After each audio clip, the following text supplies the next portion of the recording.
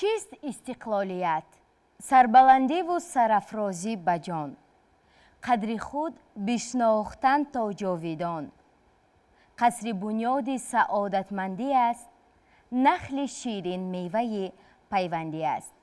واقعا هم استقلال دولتی به ما امکان داد تا در دوام 32 سال ما توانیم همچون یک ملت به نهایت پیشرفته، همچون یک ملت مستقل و کامیاب خود را در عرصه جهان معرفی نماییم.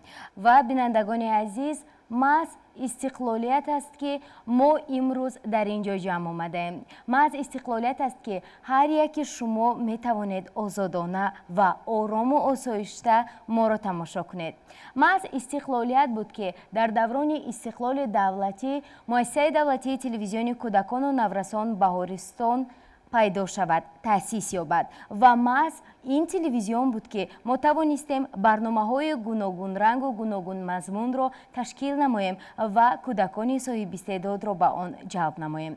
از جمله برنامه انگوبین که طی 5 سال از فعالیت می نماید و زیاده از 150 نفر خردسالان صاحب استعداد را معرفی نموده است، محض زاده دوران استقلال می باشد و محض استقلالیت دولتی است که اشتراکچیان برنامه انگوبین توانستند تا غیر از برنامه و دیگر چاره‌بینی‌های سطح جمهوریوی و شهری اینچنین توانند در آزمون جمهوریوی فروغ صوفی دانای کتاب است اشتراک نمایند که به واسطه با دستگیری اساسگزار صلح و وحدت ملی پیشوای ملت پرزیدنت جمهوری تاجیکستان محترم امامعلی رحمان برگزار می‌گردد و این سال اول نیست که اشتراکچیان برنامه انگوبین در دورهای گوناگون آزمون جمهوریوی فروغ صوفی دانای کتاب است غالب می‌برآیند و امروز برنامه مخصوص ما پیشنهاد شماست از استودیوی زیبای تلویزیون بهارستان و البته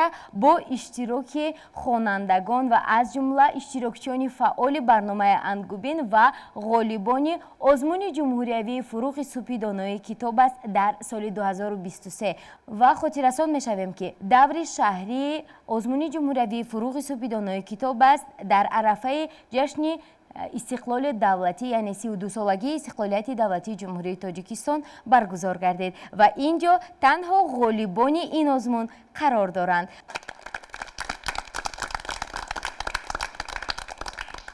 و بینندگان عزیز، چطوری که علاقه شما پی بردید، موضوع برنامه امروزه ما این مهر و محبت نسبت به وطن عزیزمان تاجیکستان می باشد و چون در تجلیل 32 سالگی جشن استقلال دولتی قرار داریم، پس می سازد تا بیشتر وصف وطن و وصف آبادی و آزادی کشورمان را نماییم. و خب بچه ها آغاز میکنیم؟ بله. خب سراول به شما گفتم میخواستم که به برنامه خوش آمدید و بچه ها چطوری که علاقه ما میدونیم، شما چند پیش در دوری شهری آزمون جمهوریوی فروغ صوفی دانای کتاب است اشتراک نمودید و اینک با سری بلند و یعنی دلی خیلی خرسند و مثل گردآفرید با برنامه اومدید، یعنی شما علاقه غالب شدید، همین خیلی نه؟ بله. احسن به شما.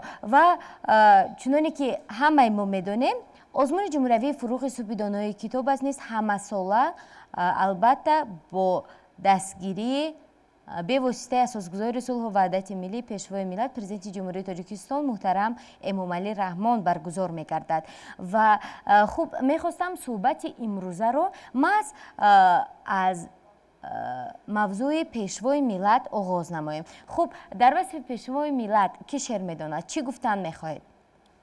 مجتبی بید از شما آغاز میکنیم مدام اینجا نشستید. شعر در وصف پیشوای ملت. مرحبا. وقتی که تاجیکستان در خاک و خون نهان بود، فرمان روای مطلق دارنده کمان بود، پیر و جوان کشور لرزان ز بیم جان بود، سرسان و خانه ویران از دست جاهلان بود.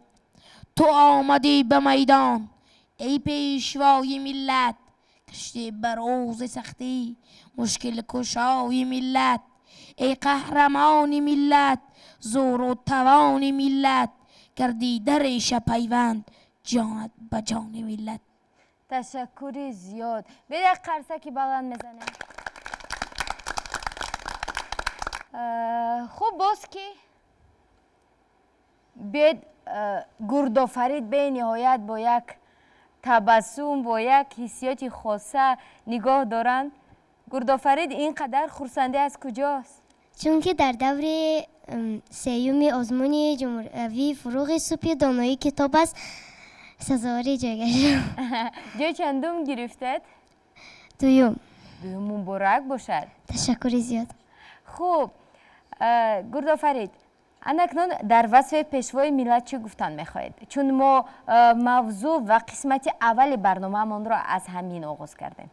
میخواهم شعر برایتان بخوانم. مرحمت. پیشوای ملتی آوازدارم زنده باش، سروری ارزندهی با ننگ و آرم زنده باش. دولتت بادا همیشه پایدار و جاودان، نیک فرزند دلیر نامدارم زنده باش. نام نیکت صفحه تاریخ ملت باز کرد، بهر ملت شاه ستون استوارم زنده باش. کرده خاموش آتش جنگ وطن سوزنده را، قهرمان ملتی پر افتخارم زنده باش. پیشه بنمودی رهی آبادی و سازندگی، رهنما و رهکشا وحدت شعارم زنده باش. میکنیم شکرانت را پیشوای نامور، افتخار تاجیکان تاجدارم زنده باش. خوب تشکر زیاد. باز کی؟ مصطفی مرحمت. وارثی اسماعیل سامانی ما، تاجور امام علی رحمانی ما. تاجیکان را بال و پر بخشید او، باز از نو تاج زر بخشید او. گردی هم آورد تاجیک رازی نو، نور گشته شام تاجیک رازی نو. او با فضل خود وطن آباد کرد، صلح و وحدت را به ما ایجاد کرد. تشکر زیاد. باز کی؟ فرهناز. ایا ای پیشوا مرد خدا داد، بکردی از سر نو کشور آباد. همه احسن همه خواندیم تحسین، به آن فرزان مادر که تو را زاد. پی حفظ وطن از خواب ماندی، گه بردیده جای اشک راندی. بسد عزم و تلاش و زحمتی بیش، وطن را بر ره وحدت رساندی. خدا خندید بر رویت امان باش، سرافراز آدمی روی جهان باش. مگو زینهار روز پیر گشتم، همیشه پیشوای تاجیکان باش. بله اسماعیل سامان تو هستی، شکوه بخت نور افشان تو هستی. مبارک جشن استقلال و وحدت، به قلب تاجیکستان جان تو هستی.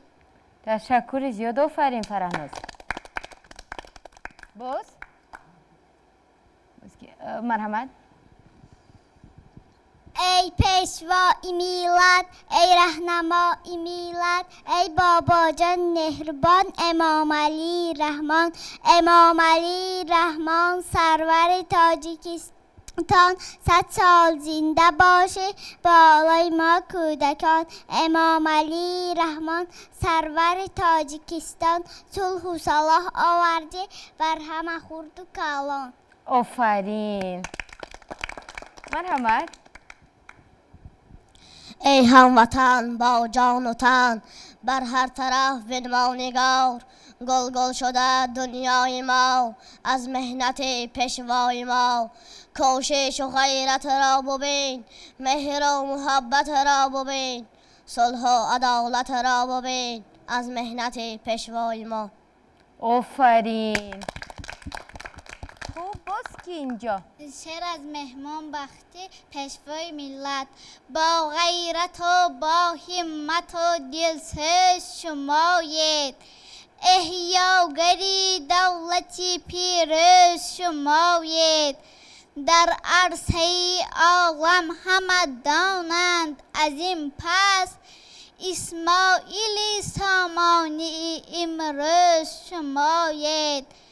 ای سروری دانا، ای رهبری دانا، از یمن قدم های شما مملکت آباد، پر نور و شفاعت هم آزاده و آزاد. بشکفته گل بخت و سعادت به چنین روز، کشور همه سرسبز و دل مردم ما شاد. ای سروری دانا، ای رهبری دانا. آفرین. خب بچه ها، احسن به شما. و این البته بینندگان عزیز بهترین آغاز برنامه است که با سخن و با مهر و محبت نسبت به پیشوای معظم ملت ما برنامه امروزمان را آغاز نمودیم و خاطر رسان میشویم تماشابینان عزیز که موضوع برنامه امروزه ما عموما وطن، وطنداری و وطن دوستی می باشد و با جشن 32 سالگی استقلال دولتی جمهوری تاجیکستان بخشیده می شود. از این رو با ما بودن را فراموش نسازید.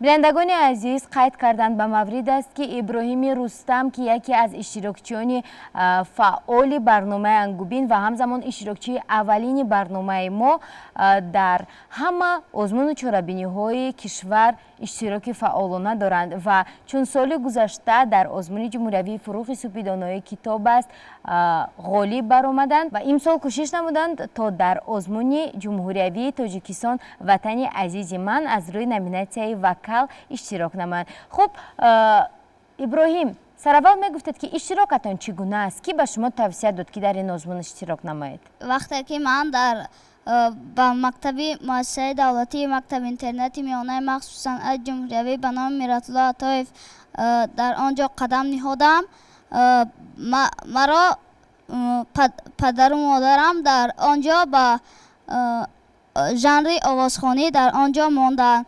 من استادم با من در این آزمون کار کردند، مرا در این آزمون برآوردند. بهترین است. کدام سرود را اجرا نمودید؟ من در این آزمون سرود پدر را اجرا نمودم. بهترین. تشکر زیاد. باوری دارد که تا به آخر در این آزمون می روید؟ بله، من باوری کامل دارم که در دور جمهوری این آزمون سزاوار جایهای نمونه‌ای می‌گردم.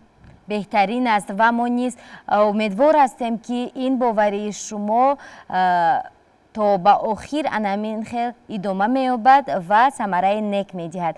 و حالا باشد سلامت باشد. و حالا باشد میگفتید که عموما درباره استقلالیت چی گفته میتوانید؟ ابتدای وحدت ما روز استقلال ماست، عید استقلال فردا شوکت و اقبال ماست. 9 سپتامبر سال 1991 در خریطه دنیا دولت مستقل و صاحب اختیار تاجیکستان عرض هستی کرد و از آغاز مرحله نو و تازه در تاریخ خلق تاجیک بشارت داد. هرچند تاجیکان از قدیمترین خلقهای دنیا محسوب می شوند، از جمله بنیادکاران تمدن بشریت بودند و هستند. فرزندان بدانش و به فرهنگ خلق تاجیک مثل نگین تابناک تاج دولت و دولتداری های اجنبی را شکوه می بخشیدند. ولی این ملت بعد از فروپاشی سلاله بزرگ سامانیان در طول 1000 سال آخر از دولت و دولتداری محروم بود. از این رو 9 سپتامبر سال 1991 برای ما نه تنها روز استقلالیت تاجیکستان بلکه همچنین صحنه برقرارشوی تاریخی عزیز و ارجمند است. البته جشن استقلال ما بادا مبارک دوستان. بخت ما اقبال ما بادا مبارک دوستان. سروری ما تاج وحدت بر سر تاجیک ماند، تاج زرین خال ما بادا مبارک دوستان. مادری ما شاد گشت و شاد شد اطفال ما، خنده اطفال ما بادا مبارک دوستان. جشن سامانی که پیک سال صلح و دوستی است، سال نیک و فال ما بادا مبارک دوستان. جشن دولت داری ما رمز استقلال ماست، رمز استقلال ما بادا مبارک دوستان. جشن استقلال ما بادا مبارک دوستان. بخت ما اقبال ما بادا مبارک دوستان. تشکر زیاد ابراهیم و بینندگان عزیز. در حقیقت هم ابراهیم رستم به نهایت خوب قید کردند که جمهوری تاجیکستان 32 سال مقدم همچون یک کشور مستقل و کشور یگانه به همگان خود را معرفی نمود و سال تا سال محض با تلاش و زحمت های به واسطه پیشوای ملتمان ما تنها به سوی پیش حرکت کرده ایستادیم و واقعا هم شعار کشور ما چنین است. شعار ما چگونه بود؟ تاجیکستان به پیش. تشکر زیاد و واقعا هم میسازد تا تنها به سمت پیش حرکت کنیم. بینندگان عزیز،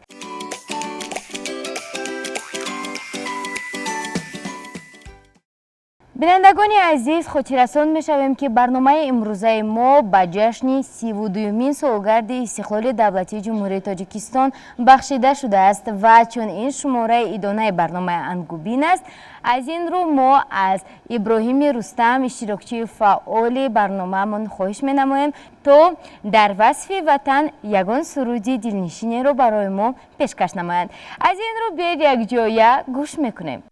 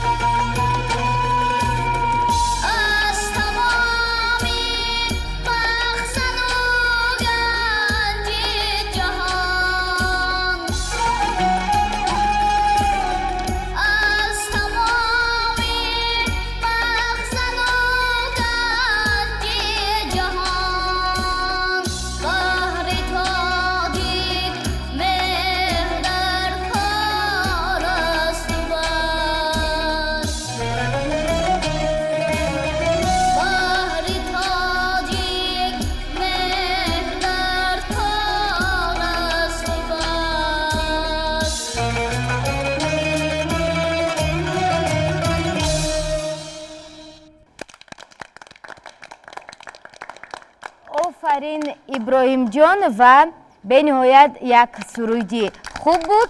ما با شنوندگان عزیز برنامه‌مان را ادامه می‌دهیم.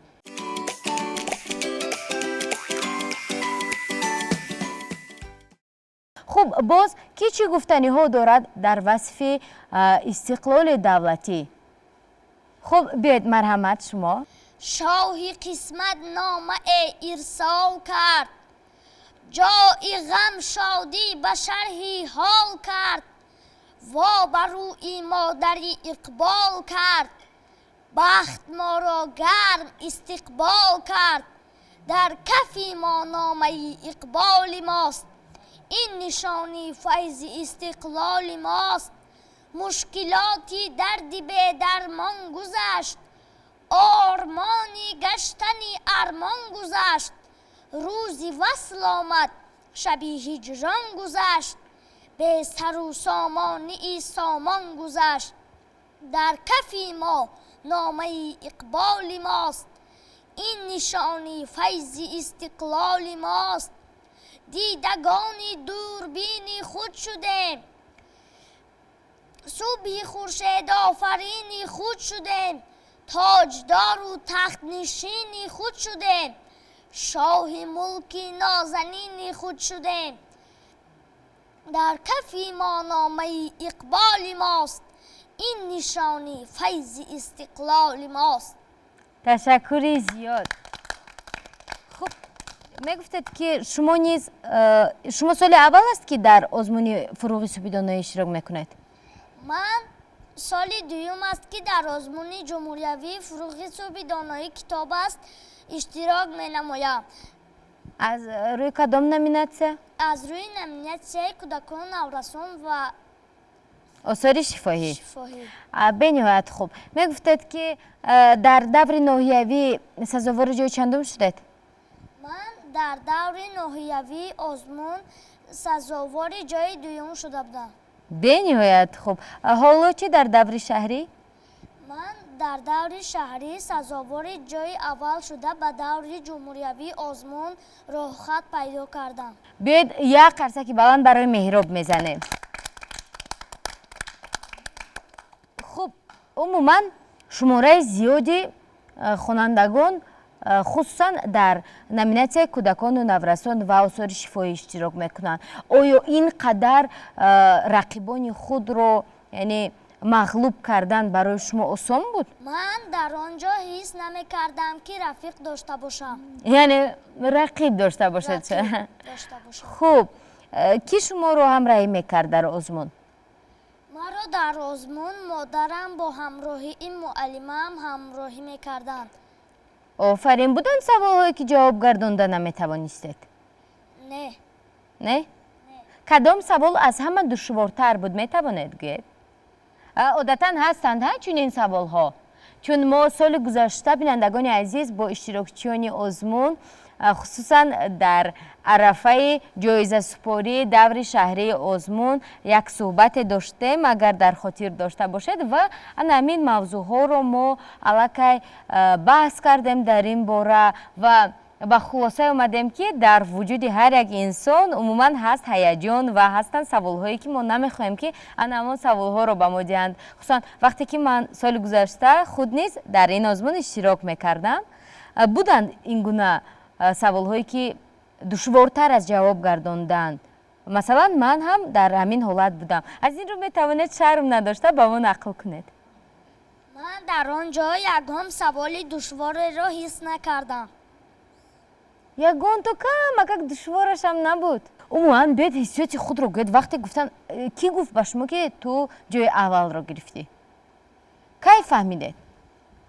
با من سر اول در وقت تعطیل بیبیم گفت.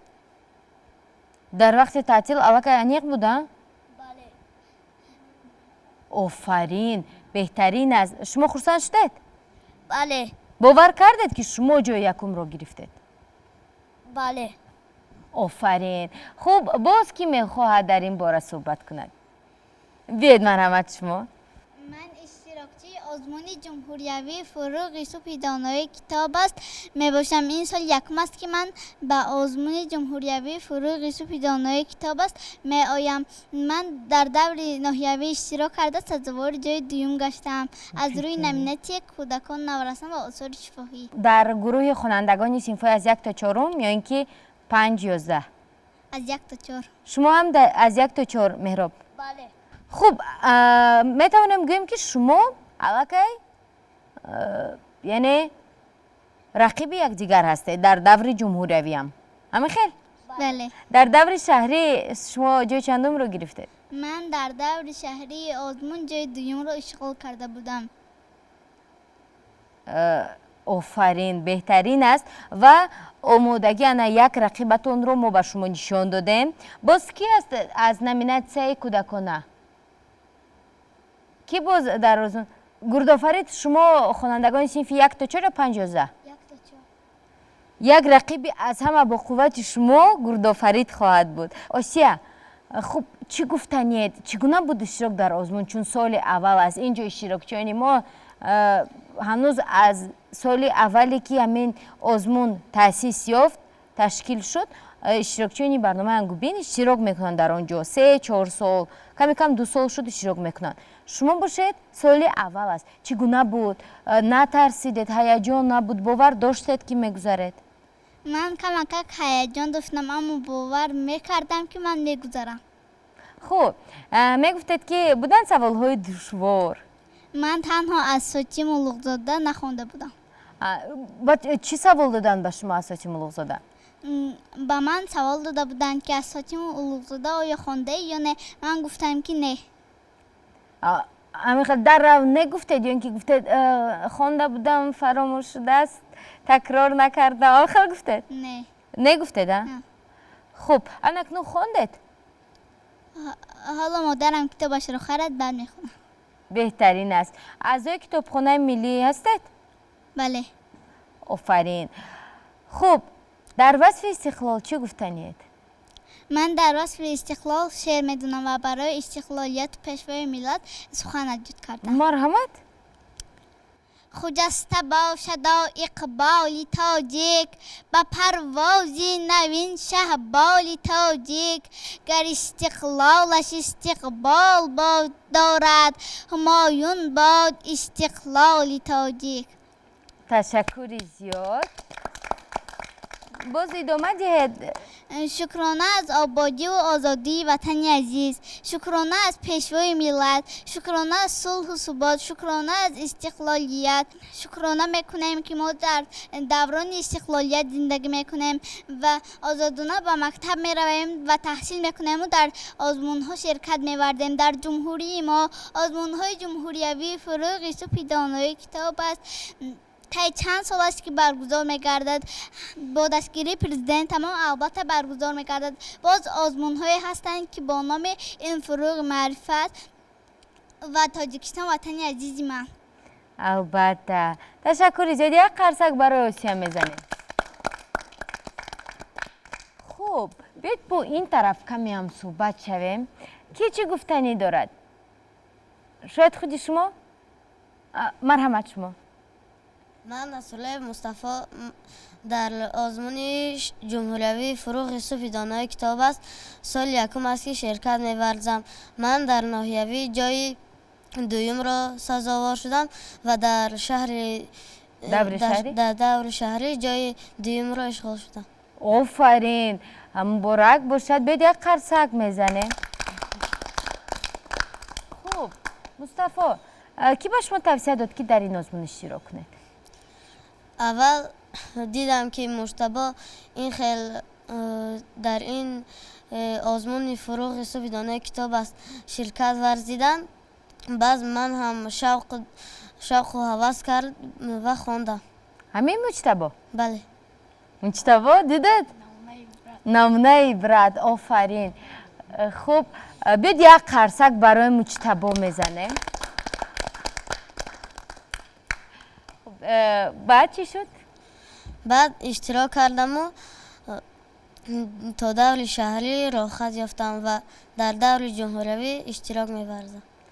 بهترین است و به شما توصیه می‌کنم که خوبتر و بهتر آماده شوید، چون در دور جمهوری رقیبانتان به نهایت با قوت‌تر میشوند و اعضای حکمان باشه جدی‌تر و سختگیرتر و سرطلبتر میشوند. از روی کدام نامیناسیون؟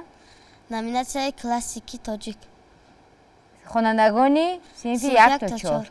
خوب رقیبانی اساسیتان باشند مصطفی و مجتبی می باشند. از این رو به فکرم خودتان هم الکی پای بردید که نغزکک تیار شدن در کار ها؟ بله. آفرین. خب اینجا ما الکی موضوع های گوناگون انیقترش درباره پیشوا خواندیم، در وصف استقلالیت خواندیم، آبادی میهن رو گفتیم. بیت شما درباره علم و دانش یگان سخن گوید یا یگان شعر گوید؟ درباره دانش می شود؟ می شود. تا جهان بود از سری آدم فراز، کس نبود از راز دانش بی نیاز. مردمانی بخردند در هر زمان، راز دانش را به هر گونه زبان.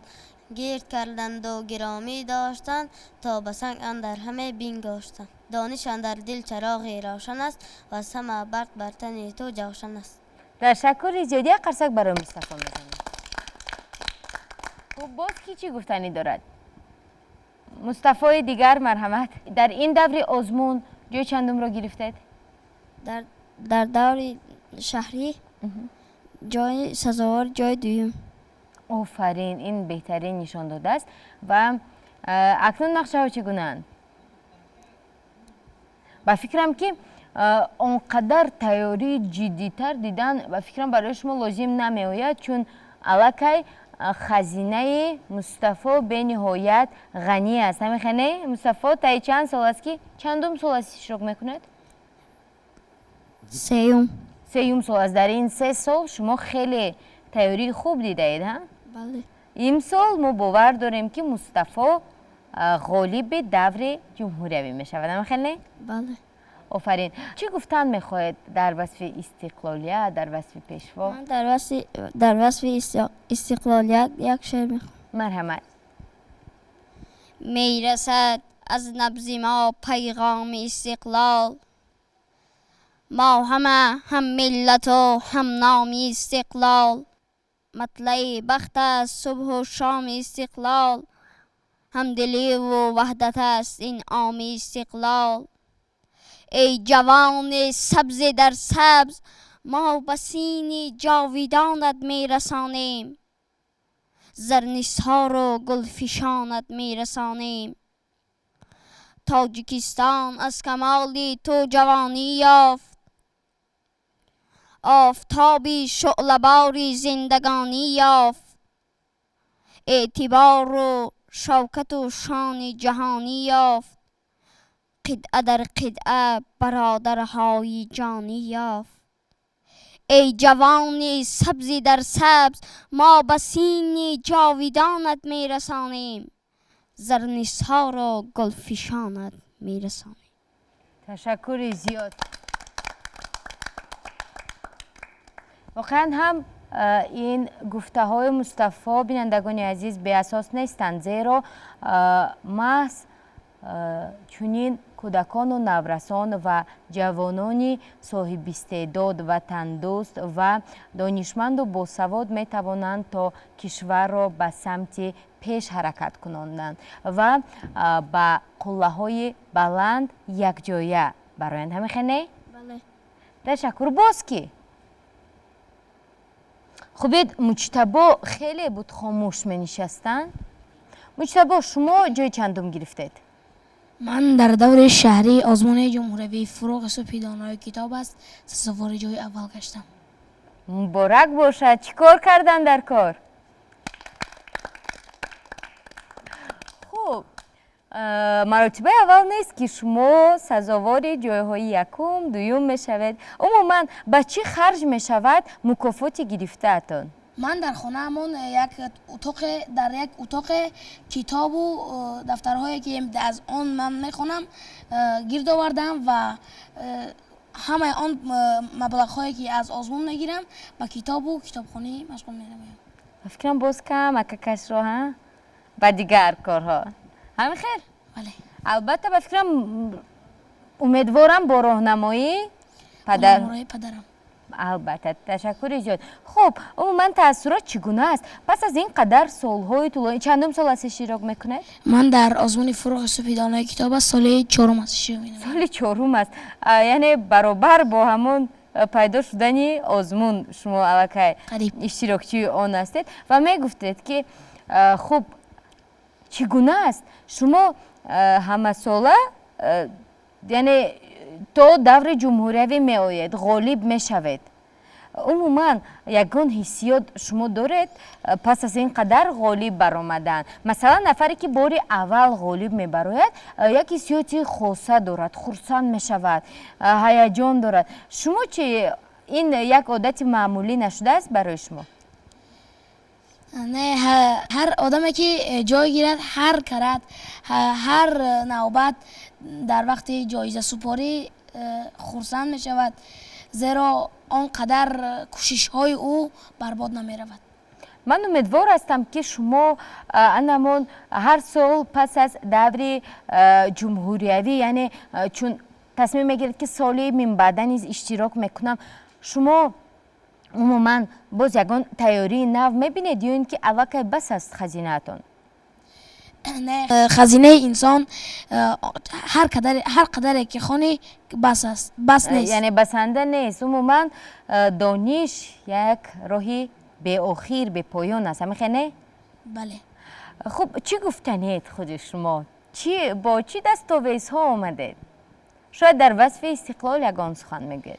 بله، من میخواهم در وصف استقلال یک شعر قرائت نمایم. مرحمت.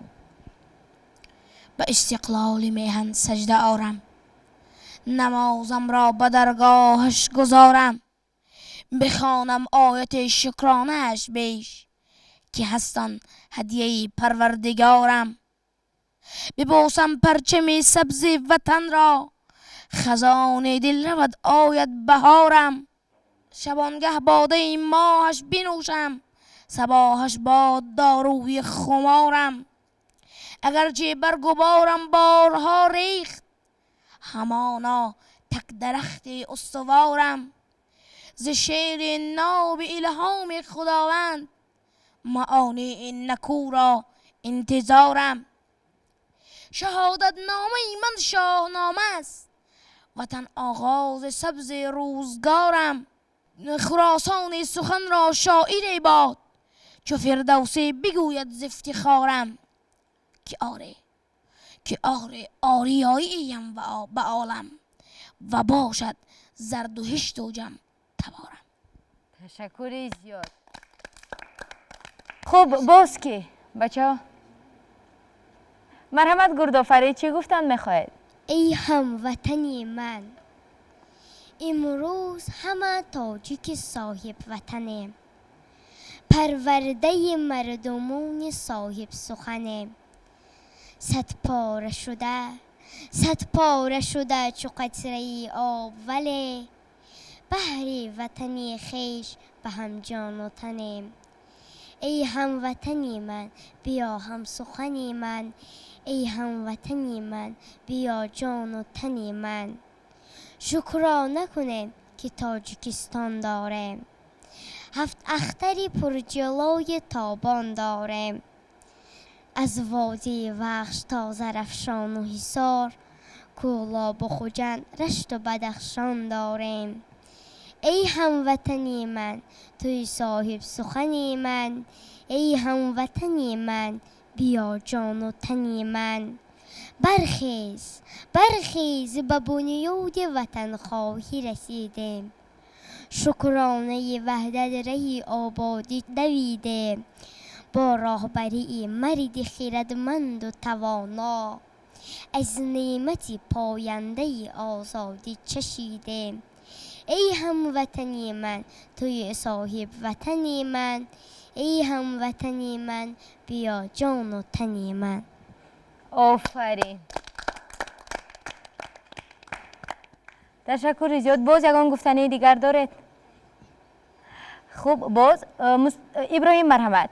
پرواز بلند ما توی استقلال، ای جاز پسند ما توی استقلال، در راه وطن سعی دوچندان باید، این سعی دوچندی ما توی استقلال.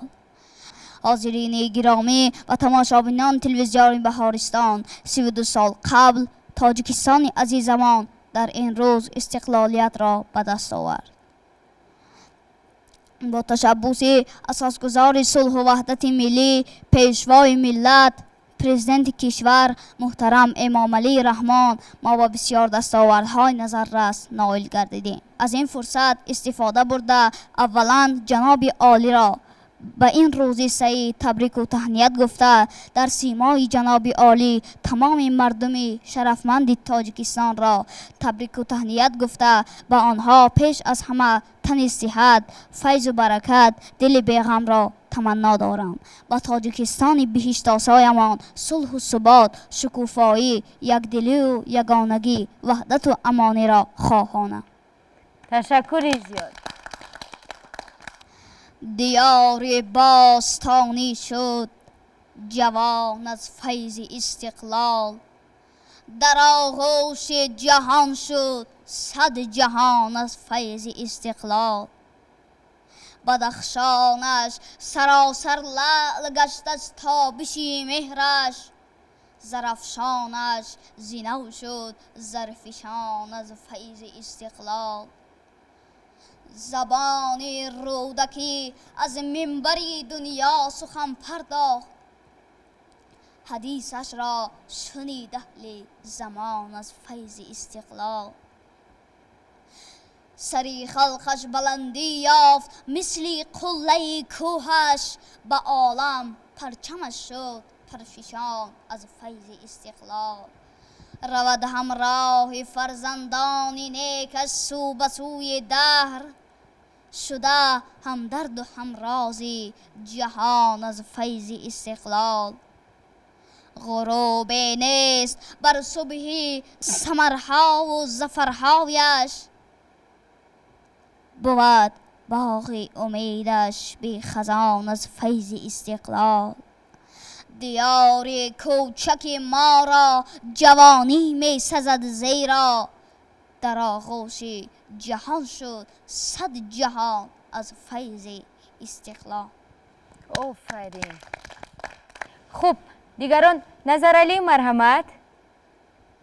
ای دیاری تازه و تر، صبح استقلال تبریک، سرزمینی مهر پرور، صبح استقلال تبریک.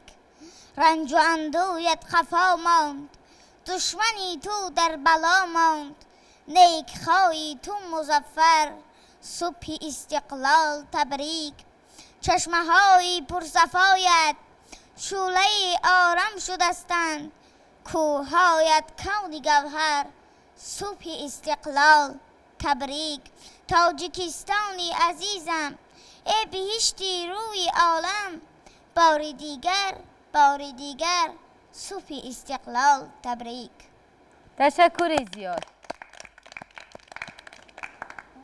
خب نظر علی نیز بینندگان عزیز از زمره اشتراکچیان فعال برنامه انگوبین است که طی 2 سال شد در آزمون جمهوری فروغ سپیدانوی کتاب است اشتراک می نماید و این البته باعث افتخار است و باعث خرسندی هر یک ما دستاندرکاران برنامه انگوبین و کارمندان مؤسسه دولتی تلویزیونی کودکان و نورسان بهارستان است که اشتراکچیان برنامه های ما و عموما نفرانی که قدم های نخستین خود را در جاده علم و دانش محض از تلویزیون بهارستان آغاز می نمایند، در دیگر آزمون و چاره‌بینی ها نیز فعال هستند و دست بالا می گردند.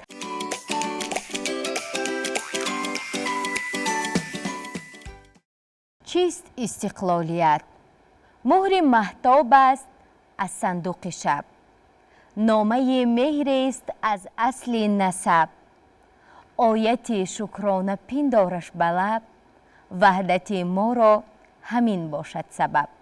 بینندگان عزیز، خاطررسان می‌شویم که شما برنامه انگوبین را طریق تلویزیون بهارستان تماشا کرده ایستاده‌اید و برنامه ایدانه ما به جشن 32 سالگی استقلالیت دولتی جمهوری تاجیکستان بخشیده شده است و ما با یک قطار کودکان و نورسان فعال کشورمان که غالبان آزمون و چاره‌بینی‌های گوناگون هستند در اینجا جمع آمدیم تا ترنم وحدت و استقلال نماییم. از این رو با ما بودن را فراموش نسازید. ما باشیم، برنامه‌مان را ادامه خواهیم داد. خب حالا باشد فرهناز، ما با شما هم صحبت شدنی بودیم همنام. خب فرهناز، شما نیز در این آزمون اشتراک کردید؟ بله. کدام نامیناسیا کودکانه به فکرم ها؟ بله. سال یکم است؟ بله. چگونه بود؟ کی به شما توصیه داد که در این آزمون اشتراک کنید؟ که آیشه بانو دختر عمم بود. وقتی که آن به آزمون رفت من هم به شوق آمدم. کدام آیشه؟ آیشه شمس‌الدین و بینندگان عزیز، برای نفرانی که شاید با بعضی اشتراکچیان برنامه ما خوب شناس نیستند، خاطررسان می‌شویم که شمس‌الدین و آیشه نیز یکی از اشتراکچیان برنامه انگوبین بود که وقتی که اولین مرتبه و حتی دوم سوم مرتبه به تلویزیون بهارستان آمده بود، حتی ما ثبت را منع کرده بودیم چون از هیجان زیاد یا اینکه از ترس زیاد فقط میگیریست و حتی شعر رو قرائت نمیکرد هرچند میدونست. و با مرور زمان البته با دستگیری استادان و والدان و البته با تلاش ما دستاندرکاران این برنامه، آیشه توانست در آزمون جمهوریوی فروغ سپیدانای کتاب است اشتراک نماید و در سال اول اشتراکش علاقه یعنی سال گذشته از روی نامیناسیای خواندن و اجرا کردن ادبیات کودکان و نورسان و آثار شفاهی در دور جمهوریوی آزمون سزاوار جای سوم گشت و چطوری که علاقه در اینجا معلوم گشت، او اینچنین نه تنها یک دخترک خیلی کشاده‌روی و فعال و غالب، اینچنین وی نمونه عبرت اکثریت خردسالان گشته است و این البته خرسندی هر یکی ما و شما می باشد. و خب بیاید ادامه دهید. بعد با آیشه گفتید که من هم میخواهم به مثل تو اشتراک کنم. بله. بعد چی گفتید؟ چه خیلی گفتید؟ اول با آیشه خودش گفتید یا اینکه با مادرتان؟ اول وقتی که آیشه از آزمون گذشت من به مادرم گفتم که من هم به مانند آیشه در آزمون جمهوریوی فروغ یوسفی دانای کتاب است شرکت می‌ورزم و از آن روز شوقی بسیار داشتم. مادرتون چی گفتن؟ نه نگفتن؟ نه، مادرم هم راضی شد. راضی شدن ده؟ بله. بعد همون روی خطها ادبیات رو شما از کجا پیدا کردید؟ از آیشه؟ بله. کمک رساندن تا؟ بله. آفرین. و ما امیدوار هستیم که شما باز هم هنر و مهارت و دانش خود را تکمیل میدهید ها؟ بله. خب چی گفتنید فرهناز؟ من خیلی خرسندم که برای ما کودکان امروز حکومت جمهوری ما تمام امکانیت ها را برای خواندن و پیشروی فراهم کردند. ما باید از تمام این امکانیت ها استفاده بریم. من به تمام مردم جمهوری عزیزم را به 32مین سالگرد روز استقلالیت تبریک می نمایم. تشکر زیاد. یگان شعر دارید؟ در وصف وطن. مرحمت. وطن جانم فدای نام پاکت، فدای قطره های آب و خاکت، خس و خار تو را من دوست دارم، اگر لازم شود جان می سپارم. جهان را من زی آغوش تو دیدم، در آغوشت به مقصدها رسیدم. شنیدم الله را از لحن مادر، مرا بگرفته باشد مهر در بر. فتادم خیستن را یاد دادی، همه نومیدی ها برباد دادی. به من آموختی آدمگری را، زی تو آموختم لفظی دری را. فدای کوههای سربلندت، فدای قله های دلپسندت، فضایت را پرستم تاجیکستان، کشایم بال و پر همچون عقابان. نخواهم ابر غم در آسمانت، همیشه صلح باد اندر مکانت. تشکر زیاد. خب باز کی؟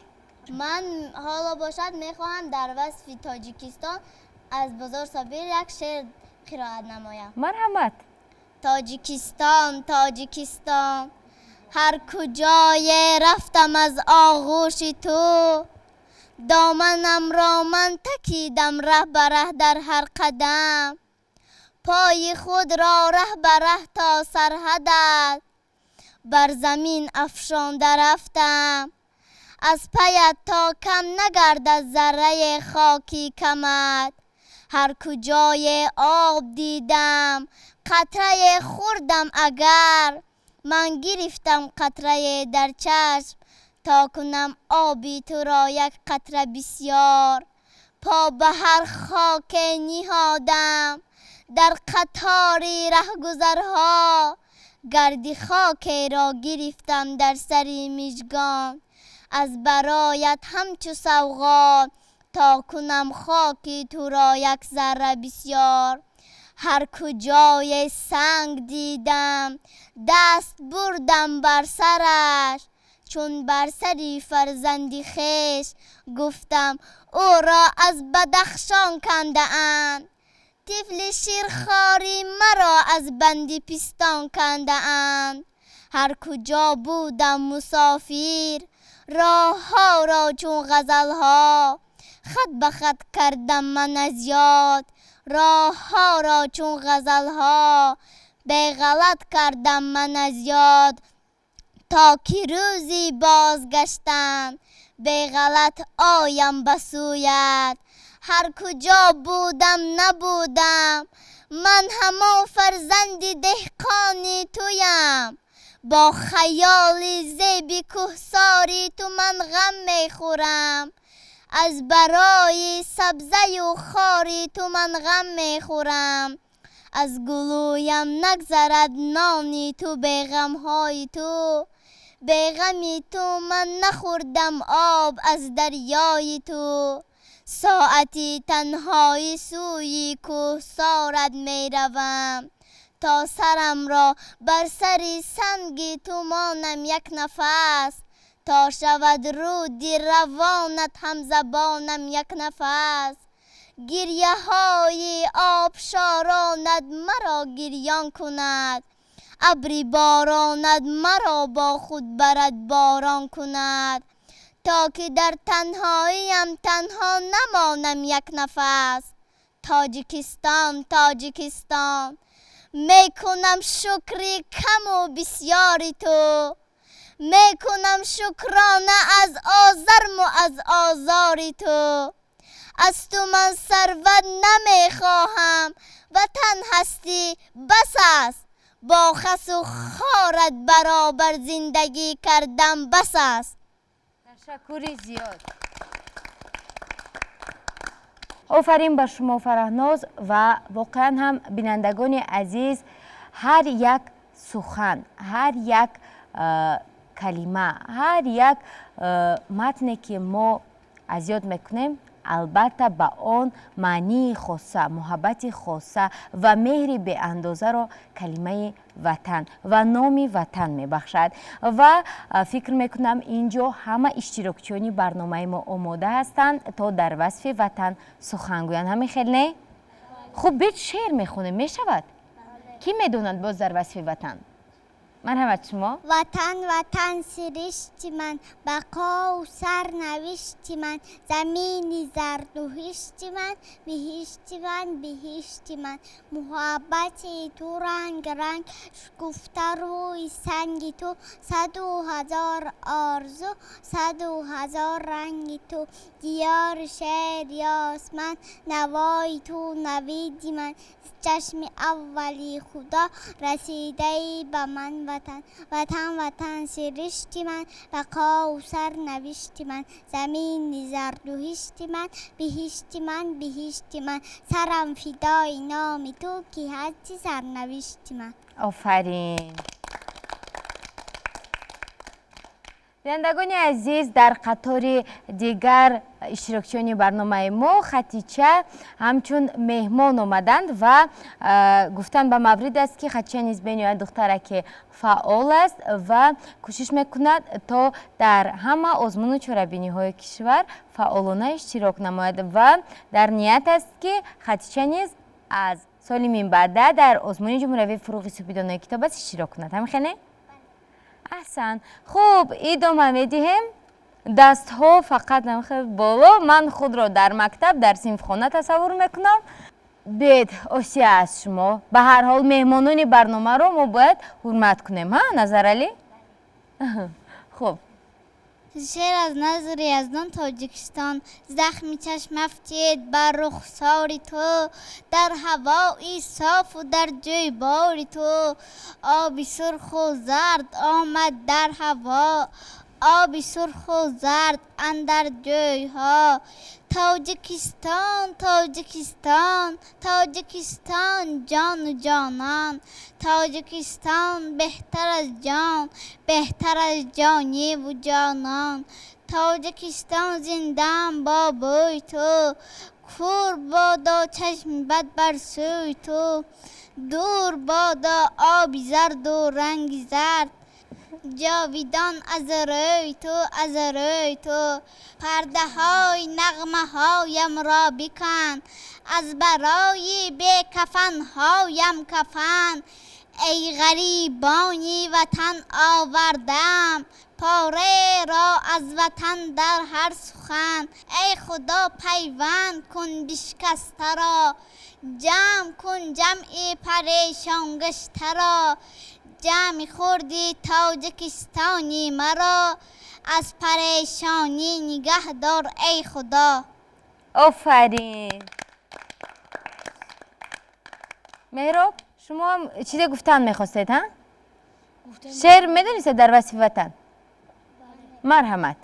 وطن وطن وطن وطن، منم به تو تنی وطن، کسم اگر کسی تو ام، خسم اگر خسی تو ام، وجودی توست از دو تن، تنی زمین و جسمی من و تو ایم هم بدن، وطن وطن وطن وطن. آفرین. بید اکنون به نظر علی میگذاریم. همین خیلی نه؟ مرحمت نظر علی. وطن جانی که در جانی من و توست، وطن نانی که در خانی من و توست، وطن آینه ای آبی زلال است، وطن پاکی ای وجدانی من و توست، وطن پیوسته پیکی راد مردی است، به پا ایستاده پیمانی من و توست، وطن عشق است عشق یار جانی است، وطن جانانه جانانی من و توست، وطن گفتن کم است ای جان وطن باش، وطن در شانه و گوشانی من و توست. آفرین. گردا فرید. شعر از میرزا ترسونزاده. وطن. بهار آمد، زی عمرم باز یک سالی دیگر بگذشت، تمامی زندگی آهسته از پیش نظر بگذشت، به مثل گوشت و ناخن همیشه با وطن بودم، اگرچه نصف عمر بهترینم در سفر بگذشت، وطن. در هر کجا آمد به سرفارم هوای تو، من از آن سوی اقیانوس بشنیدم صدای تو. اگرچه در میان طوفان و موج بحرها بودند، ولی آمد به گوش من صدای روزهای تو. به وقتی بازگشتن چون رسیدم بر حدودت من، زی سر تا پا شدم مفتون و شیدای نمودت من. نشستم در زمین تو، پریدم در هوای تو، به آواز درودت من، به آهنگ سرودت من. اگرچه بارها افتادم از یار و دیارم دور، بس سیاهی مرا کردند گرچه دوستان مشهور. ولی من در همه جا، در همه کنج و کنار دهر، همیشه با وطن بودم، همیشه با وطن مسرور. آفرین. اینجا بینندگان عزیز، البته برنامه امروزه ما دایر به استقلال دولتی، دایر به حس وطن دوستی، دایر به وطن و پیشوای ملت می رود. ای تاجیکستان، ای میهنی جان، مهری تو دایم پیوسته در جان. در راه وحدت ما استواریم، تخم محبت در سینه کاریم. پیشوای مایان جان در خطر کرد، او نسل تاجیک پر از ثمر کرد. ما نسل نورس قدرش بدانیم، این خدمتی او تا جاودانیم. هر کی نداند چشمش شود کور، گر شک بیارد دردش شود زور. تشکر زیاد. این شعر از کی بود؟ این شعر با قلم پدرم نوشته است. آفرین، احسن به شما.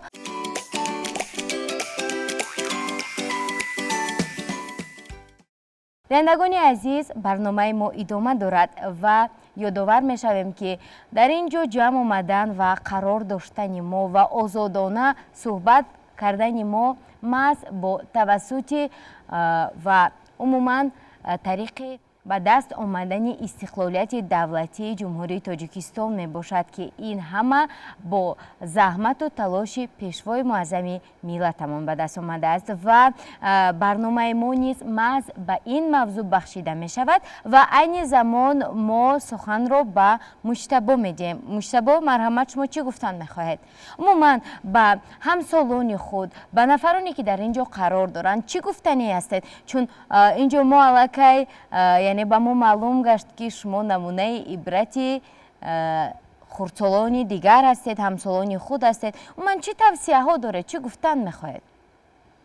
من به همسالان خود توصیه میدهم که روی به کتاب و کتابخانه بیارند، بیشتر به آزمون و محفل ها روی بیارند. چنانه که شاعر میگویند بخوان امریست یزدانی، بخوان حرفیست قرآنی، بخوان خانش کند روشن چراغ فضل انسانی.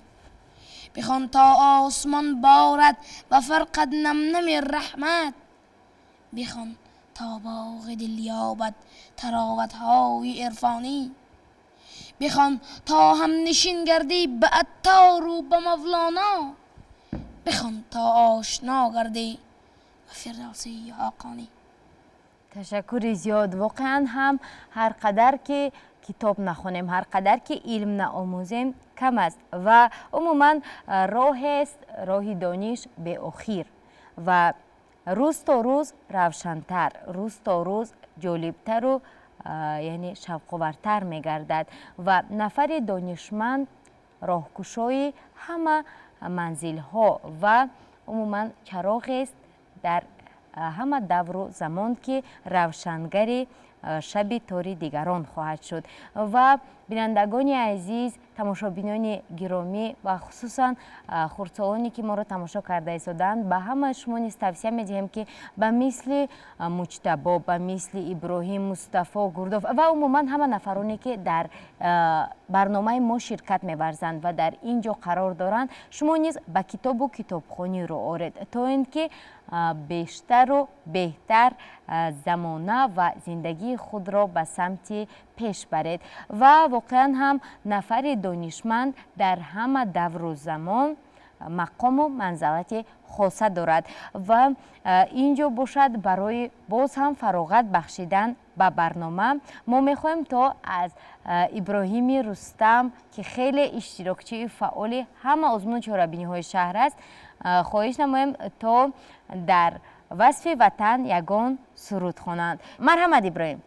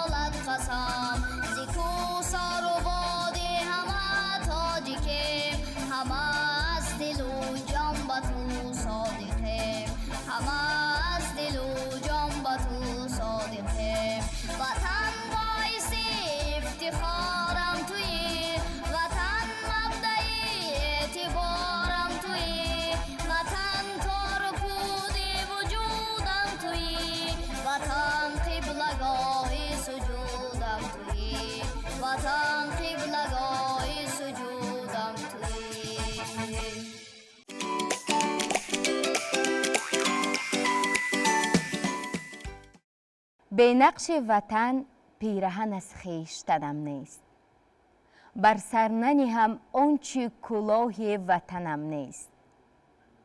من وارث جمشیدم و فرزند تهمتن، عاریت بیگانه سزاوار تنم نیست.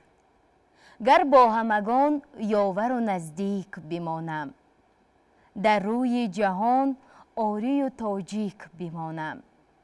بیند چو مرا مادر من نیک شناسد، هرگز پدر از صورت و رنگم نهراسد. бинандагони азиз, воқеан ҳам бо ин гурӯҳи иштирокчиёни барнома ки дар ин ҷо ҷамъ омаданд, агар соатҳо сухан гӯем, соатҳо дар васфи ватан, ободии меҳан, сулҳу субот, пешвои миллат ва ҳама он ободиву озодӣ ва хушбахтиву хурсандие ки маҳз файзи истиқлол аст, суҳбат кунем, сухан ронем кам аст ва барои мо соатҳо камӣ мекунанд. Вале мо ин ҷо имкон дорем то дар барномаҳои минбаъда бо ҳар яки онҳо дар алоҳидагӣ низ ҳамсуҳбат шавем ва бо ҷараёни озмун шуморо аз нигоҳи иштирокчӣ шинос намоем. Ва дар ҳақиқат ҳам меҳру муҳаббат нисбат ба диёри азизамон, нисбат ба меҳани овозадорамон Тоҷикистон бепоён аст. Вале ин ҷо мо мерасем ба фарҷоми барномаи имрӯзаи Ангубин ки дар муҳити идона, дар фазои идона аз студияи телевизиони Баҳористон маҳз бо иштироки беҳтарин иштирокчиёни барнома тавассути телевизиони Баҳористон ва бахшида ба ҷашни 32-юмин солгарди истиқлолияти давлатии ҷумҳурии Тоҷикистон манзуратон гардонидем. Ва дар охири барнома гуфтан мехоҳем ки насли истиқлолу сулҳу ваҳдатем, пайравони пешвои миллатем.